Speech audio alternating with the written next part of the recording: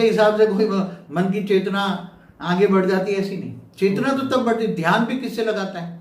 अगर ध्यान कोई देवी देवता से लगाता है तो गीता में बोला तुम जिसको याद करोगे उसके पास जो पावर होगा वही मिलेगा, अंत में तुम उसी को पाओगे ना।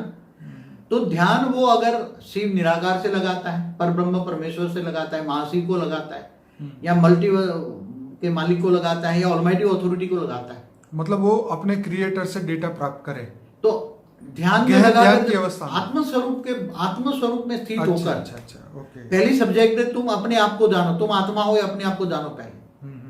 जब तक अपने आप को नहीं जानोगे तो तुम्हारे क्रिएटर को नहीं जान पाओगे। तुम किसकी रचना हो?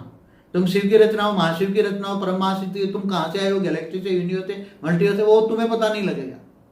इसलिए आत्मस्वरूप में स्थित होकर जो ऊंच ते ऊंच परम धाम में ऑलमाइटी अथॉरिटी को याद करके पावर लेता है, तो आत्मा में जब पावर आती है तब वो सब कुछ उसकी आत्मा में जो भी रिकॉर्ड है वो वहां तक जहां से आई वो देख सकती, वहां तक देख सकती। बाबू जी, क्या आकाशिक रिकॉर्ड से भूत, वर्तमान और भविष्य का ज्ञान प्राप्त कर सकते हैं?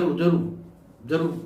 ओके, तो बाबू जी, ब्रह्मांड में ऐसी कौन सी जगह या क्षेत्र है जहां पर आकाशीय रिकॉर्ड का ज्ञान स्टोर हुआ है? क्या बता पाएंगे? देखो, ज्ञान में आकाशीय रिकॉर्ड का ज्ञान तो मतलब पूरे ब्रह्मांड का रहन तो कण कण में है, रेत के कण कण में भी है। नहीं, रेत के कण कण में भी। अगर एक बात बताऊं मैं, हाँ बताओ। ये कैसे वाइब्रेट होकर पूरे स्टोरेज होता है? केवल ये शिव निराकार परब्रह्म परमेश्वर में ब्रह्मांड का रिकॉर्ड है इतना नहीं कह सकते।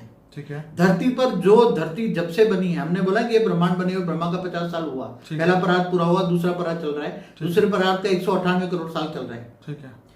तो जो भी धरती बनी, जब से भी धरती बनी है, धरती पहले 10 ब्रह्मा के साल के बाद बनी है, तब से धरती के जो कण बने हैं ना, उसमें धरती पर जो एक्ट हुई है, जो रिकॉर्ड वो हुआ है, वो सब रिकॉर्ड है उसमें। ब्रह्मा का 40 साल का रिकॉर्ड इस धरती के कण कण में है। तो आपका कहने का मतलब ये है कि अगर साइंस वाले वो कण को उठा के अगर एनालाइज करें, हाँ, तो उसके अंदर से वो डेटा प्राप्त कर सकते हैं। हाँ, जब से जल बना है, जल के एक एक कण, जल का एक एक कण, बिंदु बिंदु में भी पूरा ब्रह्मा का 40 साल का रिकॉर्ड पड़ा हुआ है। ब्रह्मा का 40 साल माना कितना? ब्रह्मा का एक साल बराबर 31 खरब 10 अरब 40 करोड़ साल। तो बाबूजी, इतना रिकॉर्ड पड़ा है। ये पानी में भी पड़ा है, हवा में भी पड़ा है, हवा के एक एक सेल में पड़ा है। इसलिए कहते हैं कण कण में भगवान है, भक्ति मार्ग में। तो कण कण में भगवान है, तो भगवान के पास जो रिकॉर्ड है ना, वो रेत के एक कण में भी रिकॉर्ड है। तो फिर तो मनुष्य के अंदर भी हुआ ना रिकॉर्ड, उसके शरीर में भी रिकॉर्ड है, मगर उसके अंदर आत्मा में शक्ति नहीं है ना। आत्मा में शक्ति है तो पूरा वायुमंडल से रिकॉर्ड पकड़ के वो बना सकता है, ज्ञानी बन सकता है। कहां से आता है ज्ञान? ज्ञान तो वायुमंडल से आता है ना। आज टीवी का रिकॉर्ड कहां से आता है? वायुमंडल से आता है ना। तो कण कण में ज्ञान का